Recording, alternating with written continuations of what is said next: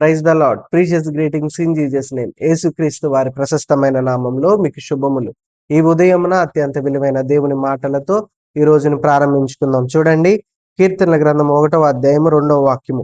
యెహోవా ధర్మశాస్త్రమునందు ఆనందించుచు దివారాత్రము దానిని ధ్యానించువాడు ధన్యుడు. పిల్లరా, వాక్యము తెలియపరుస్తుంది కదా.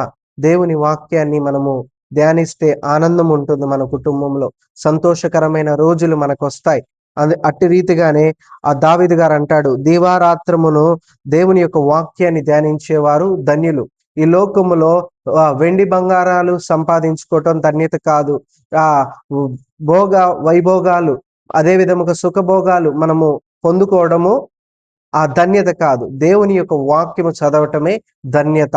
ఈ ఉదయమున దేవుని యొక్క వాక్యాన్ని చదువుకొని ఆయన యొక్క సన్నిధానములో గడిపి ఈ రోజుని ప్రారంభించుకుందాం. ఆమేన్.